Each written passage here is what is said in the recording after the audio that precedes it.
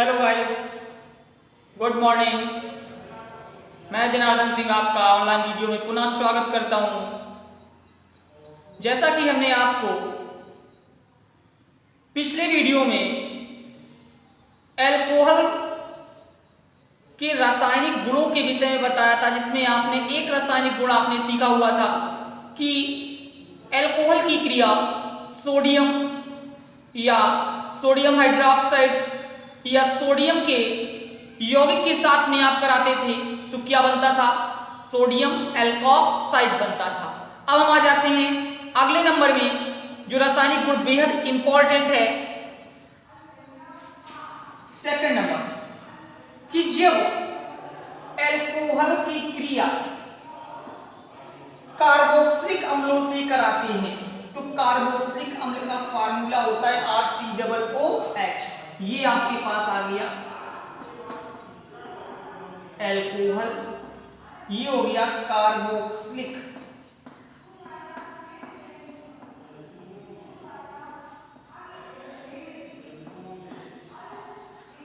अम्ल। जब अल्कोहल की क्रिया कार्बोक्सिलिक अम्ल से कराते हैं तो क्या बनेगा? ये देखिए, ये OH को मिल जाए तो ये क्या बना के निकाल देगा? तो आपने बना के निकाल दिया H2O। शेष क्या बच गया?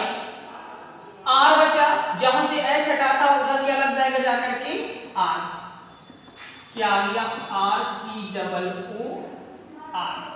इसे क्या कहेंगे आप? एस्टर कहेंगे। ये क्रिया क्या कहलाती है? ये क्रिया एस्टरीकरण। ये अभिक्रिया क्या कहलाती है? एस्टरीकरण अभिक्रिया कहलाती है। फिर से समझ लेते हैं, जब अल्कोहल की क्रिया कार्बोक्सिलिक अम्ल से कराते हैं तो एस्टर बनता है। यह अभिक्रिया एस्टरीकरण कहलाती है। अब हम आ जाते हैं R की जगह पर कोई भी एक हम एलिमेंट रख देते हैं। जैसे R की जगह पे हमने ले लिया C2H5, OH है, OH लिख लिया आपने। इसका नाम क्या बन गया? Ethyl alcohol. प्लस इस R की जगह पे हमने CH3 ले लिया, इसका नाम क्या बन गया? एस्टिक अम्ल। एरो आपके पास बिल्कुल सेम रिएक्शंस है। ये OH H ले जाएगा, क्या बना के निकाल देगा? H2O। शेष क्या बच गया?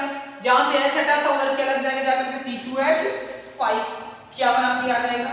CH3 COO C2H5। इतने को क्या कहते थे? एथिल। इतने को क्या कहते हैं? एसीटेट। इस प्रकार आप कोई भी अल्कोहल के लिए रिएक्शंस दे सकते हैं। अब आ जाते हैं अगले नंबर में, थर्ड नंबर की ओर।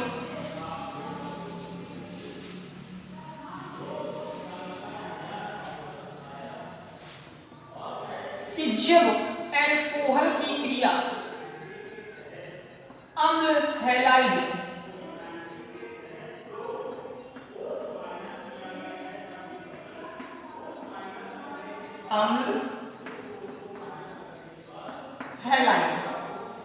जब अल्कोहल की क्रिया अम्ल हैलाइड से कराते हैं तो क्या होगा?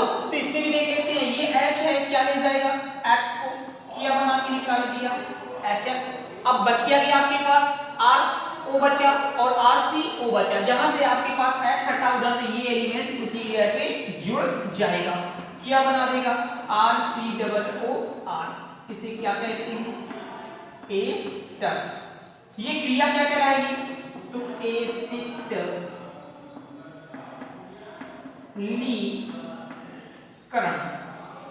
ये अभिक्रिया क्या कहलाएगी? एसिटलीकरण अभिक्रिया कहलाएगी। पुनः हम आ जाते हैं R की जगह पे हमने C2H5 ले लिया, OH की जगह पे OH है, प्लस R की जगह पे हमने CH3 ले लिया, CO है, और X की जगह पे हमने Cl ले लिया। इसका नाम क्या हो गया? Acetyl chloride. तो ये क्या बना के लाएगा? ये भी दे दो H, जैसे HX निकला था उसी प्रकार H क्या ले जाएगा, Cl को ले जाएगा, क्या बना के निकाल देगा HCl। शेष क्या बच गया CH3CO O C2H5, जैसे आपके पास R को CO के साथ जोड़ रहा था उसी प्रकार C2H5 O CO के साथ जुड़ जाएगा, क्या बना देगा CH3COO C2H5। अभी हमने इसका नाम बताया था कि एथिल एसीटेट।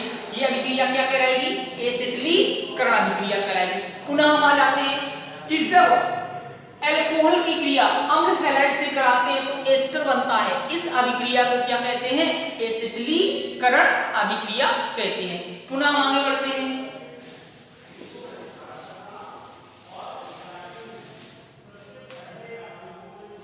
नंबर चौथा कि जब अल्कोहल की क्रिया एस्टिक एनहाइड्राइड या एनहाइड्राइड से कराते हैं तो RCO ये किसका है,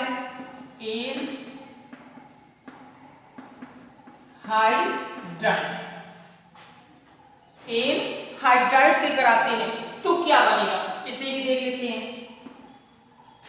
देखिए इतना एलिमेंट्स क्या बन रहा है, RCOO एक माइनस, उसके साथ में क्या आ जाएगा, R आपका जुड़ जाएगा, तो क्या बन के आ गया RCOO R।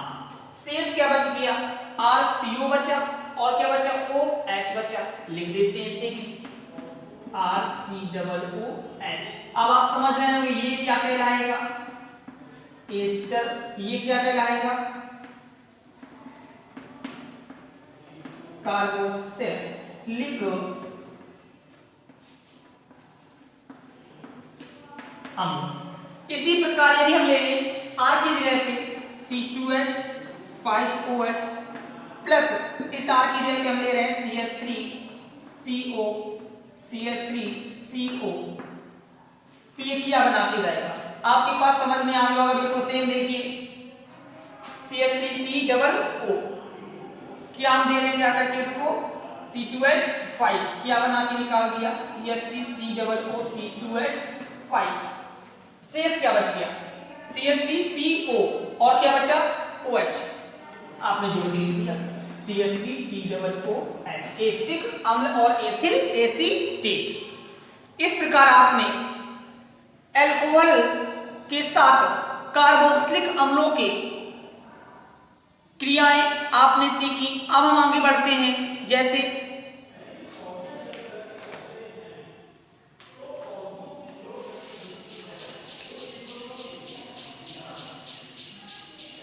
नंबर 5 में आ जाते हैं कि जब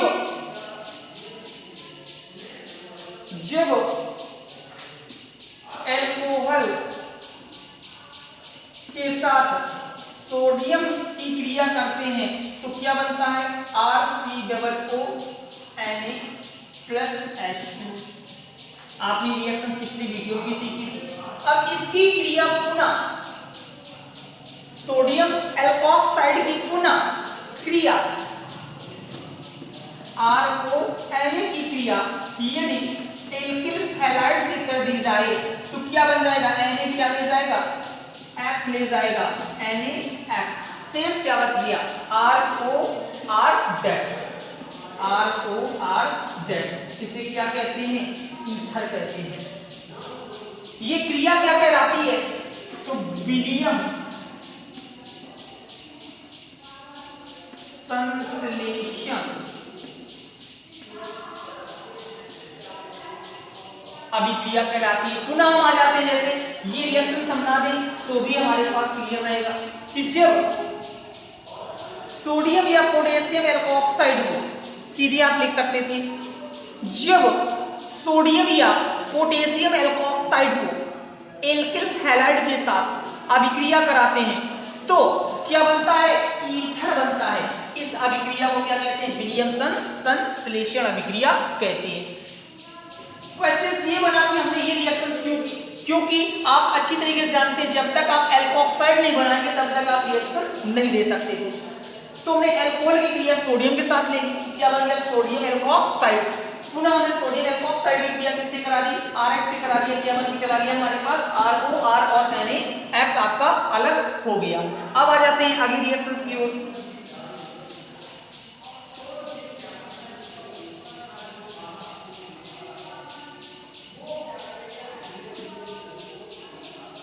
नंबर 7 कि जब एल्कोहल की क्रिया फास्फोरस ट्राइक्लोराइड या फास्फोरस पेंटा क्लोराइड से कराते हैं तो क्या होता है, तो इसे भी देख लेते हैं। जब एल्कोहल की क्रिया आप PCl3 से करा रहे हैं तो क्या बनेगा, और जब एल्कोहल की क्रिया आप PCl5 से करा रहे हैं तो क्या बनेगा। देखिए Cl में एक माइनस होता था, R में एक प्लस होता था, तो R क्या ले जाएगा, Cl को ले जाएगा, क्या बना देगा RCl।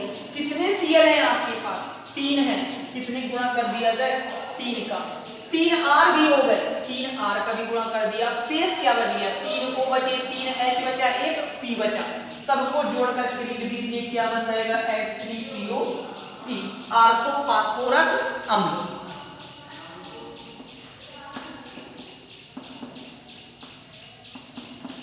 फास्फोरस अम्ल, इसे क्या कहेंगे, एल्किल हैलाइड। इसमें आ जाते हैं, एक H है, एक Cl को लेकर के क्या बना देगा HCl, एक R है, एक Cl को ले जाकर के क्या बना देगा RCl, एल्किल क्लोराइड और हाइड्रोक्लोरिक अम्ल। अब शेष क्या बच गया, P बच गया, O बच गया और Cl3 बच गया, आपने इसे लिख दिया POCl3। इसे क्या कहेंगे, फास्फोरिल क्लोराइड। अब आप इसमें R की जगह पे कोई भी आप मेथिल, एथिल, प्रोपिल कोई भी आप ले सकते, तो हम बार बार लेके चल रहे हैं एथिल को, तो एथिल ही रख के देख लेते हैं। R की जगह पे हमने C2H5 ले लिया, OH है, OH ले लिया। अब आप किसको रखना चाहते हैं, PCl3 को लेना चाहते हैं या PCl5 को, जो भी आप में उसे ले लेते हैं, PCl5 ले लेते हैं।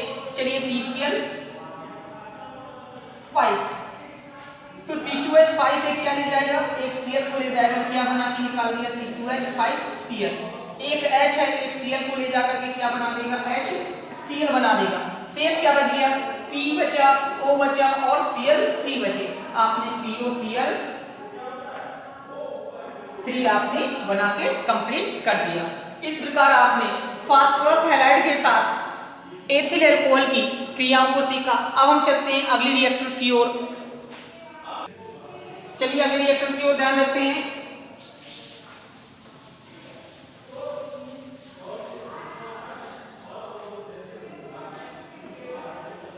जब एल्कोहल की क्रिया थायोनिल क्लोराइड से कराते हैं, SOCl2 से कराते हैं, तो क्या बनेगा, इस अभिक्रिया को क्या कहते हैं, तो जब एल्कोहल की क्रिया थायोनिल क्लोराइड से कराएंगे तो एल्किल क्लोराइड बनेगा। इस अभिक्रिया को डार्जन अभिक्रिया कहते हैं। चलिए देख लेते हैं, एक H है, एक Cl को लेकर के क्या बना देगा HCl बना देगा।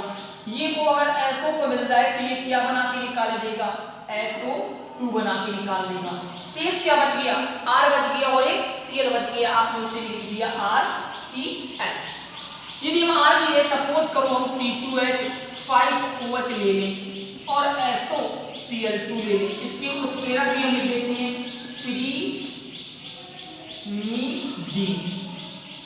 प्रिमिडीन। एथिल अल्कोहल को सल्फ्यूरिल क्लोराइड के साथ फ्रिडीन की उपस्थिति में क्रिया कराते हैं तो क्या बनेगा, तो आप देखिए एक H है, एक Cl को लेकर के क्या बना देगा HCl बना देगा, एक O SO को ले जाएगा क्या बना देगा SO2 बना देगा, और शेष क्या बच गया आपके पास C2H5 बच गया और क्या बच गया Cl बच गया, आपने लिख दिया C2H5Cl। इसे क्या कहेंगे, तो एथिल क्लोराइड। ये अभिक्रिया कौन सी हो गई, डार्जन अभिक्रिया। इस प्रकार आपने एल्कोहल के रासायनिक गुणों की अभिक्रियाओं को सीखा। अब हम आपको अगले वीडियो में मेथिल एल्कोहल बनाने की विधियां और उनके रासायनिक गुण तथा एथिल एल्कोहल बनाने की विधियां तथा उसके रासायनिक गुण व उसके परीक्षण व उनके उपयोग के विषय में सीखेंगे। धन्यवाद।